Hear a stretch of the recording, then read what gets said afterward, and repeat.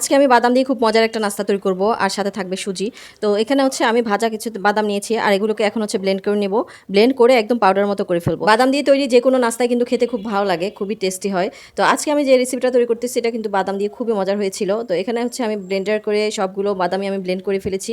আর এখন চিনি শিরা তৈরি করব, এর জন্য আধা কাপ পানি নিয়েছি, 1 কাপের মতো চিনি নিয়েছি। তো এগুলো ভালোভাবে আমি চিনিটা গলে যাওয়া পর্যন্ত নাড়াচাড়া করবো। এরপর হচ্ছে যখন একটু আঠালো আঠালো ভাব হবে চিনি শিরাটা, তখন হচ্ছে আমি এখানে বাদামের যে পাউডার করেছি ব্লেন্ড করে সেটা এখানে দিয়ে দিব। পুরোপুরি দিয়ে ভালোভাবে নাড়াচাড়া করে একটা আঠালো ভাব আসা পর্যন্ত আমি বারবার নাড়তে থাকবো। বারবার নাড়াচাড়া না করলে এখানে তলানিতে হচ্ছে বাদামগুলো লেগে একদম পুড়ে যাবে, তখন এই বাদামটার টেস্ট থাকবে না, এটা খারাপ হয়ে যাবে টেস্টটা। তো এই জন্য বারবার নাড়াচাড়া করতে হবে। আর কোনোভাবেই পাতিলে লাগতে দেওয়া যাবে না, মানে পুড়তে দেওয়া যাবে না, পুড়লে কিন্তু এটার পুরোপুরি টেস্টটা নষ্ট হয়ে যাবে। তো যাই হোক, এখানে হচ্ছে আমি আবার আরেকটা পাতিলে আমি এখানে 1 চামচের মতো ঘি নিয়েছি, নিয়ে তারপর হচ্ছে এখানে আমি প্রায় 2 কাপের মতো সুজি নিয়েছি, নিয়ে ভালোভাবে একটু নাড়াচাড়া করে এটাকে একটু ভেজে নিচ্ছি। ভাজা হয়ে গেলে এখানে আমি পরিমাণ মতো পানি দিয়ে একটা সুজির ডো তৈরি করবো। এখানে চাইলে দুধও কিন্তু দেওয়া যায়, দুধ দিলেও কিন্তু অনেক ভালো লাগে খেতে। তো আমি হচ্ছে পানি ইউজ করেছি, পানি দিয়ে তারপর হচ্ছে একটা শক্ত টাইপের একটা ডো তৈরি করেছি।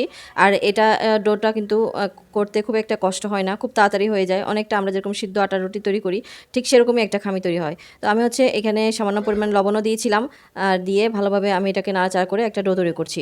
এই নাস্তাটার ক্ষেত্রে সুজির বদলে এখানে চালের গুঁড়াও দেওয়া যাবে, চালের গুঁড়া দিয়েও খামি তৈরি করা যাবে, সেক্ষেত্রে আরও টেস্টি হয়। তো আমি হচ্ছে সুজি দিয়েই করছি, কারণ সুজি আমার বাসায় ছিল, যার কারণে হচ্ছে আমি সুজি দিয়েই করে ফেলছি। সুজি দিয়ে করলেও কিন্তু অনেক ভালো লাগে, খারাপ হয় না। সুজির ডোতে আলাদা একটা টেস্ট আর চালের গুঁড়ার ডোতে আলাদা একটা টেস্ট হয়, খুব ভালো লাগে, দুটোটাই অনেক ভালো লাগে। তো আমি হচ্ছে এটা ডোটা হয়ে যাওয়ার পর একটা ছড়ানো প্লেটে এই ডোটা নিয়ে নিয়েছি, আর যখন হাতে শয় অবস্থায় হয়েছে একটু ঠান্ডা হয়েছে তখন হচ্ছে এটাকে ভালোভাবে ময়ম করে একটা সফট ডো তৈরি করছি। আর এখান থেকে আমি পরিমাণ মতো একটা রুটি বানানোর জন্য ডো নিয়েছি। রুটিটা খুব বেশি পাতলা হবে না, একটু মোটা টাইপের হবে, রেগুলার আমরা যেরকম রুটি তৈরি করি তার চাইতে সামান্য একটু মোটা হবে, সেরকম করেই হচ্ছে একটা রুটি তৈরি করব বড় সাইজের। এরপর হচ্ছে যে বাদামের আমি পুরটা রেডি করেছিলাম সেই পুরটা এখানে একদম ভালোভাবে ছড়িয়ে পুরা রুটিতে আমি মেখে দিব। বাদামের এই পুরটা কিন্তু পুরোপুরি ঠান্ডা করা যাবে না, এটা গরম থাকা অবস্থায় হচ্ছে ভালোভাবে ছড়িয়ে দিতে হবে, কারণ এটা ঠান্ডা হলে দেখা যাবে যে এটা অনেকটা শক্ত হয়ে যাবে, তখন আর এটা ছড়ানো যাবে না। এই কারণে যতটুকু সম্ভব একটু গরম করে নিতে হবে, যদি ঠান্ডা হয়ে যায়।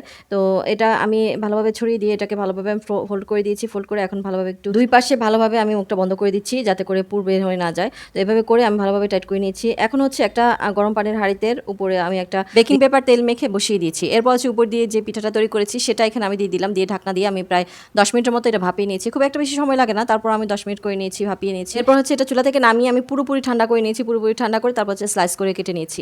গরম থাকা অবস্থায় এটা স্লাইস করে কাটতে গেলে এটা শেপটা মোটেই ভালো আসে না, এটা নষ্ট হয়ে যায়।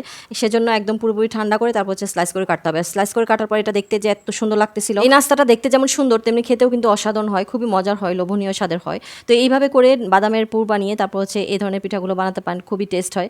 আর এই ছাড়াও বাদাম ছাড়াও কিন্তু নারকেল দিয়েও করা যায়, তবে বাদাম দিয়ে করলে আমার কাছে অনেক বেশি ভালো লেগেছে।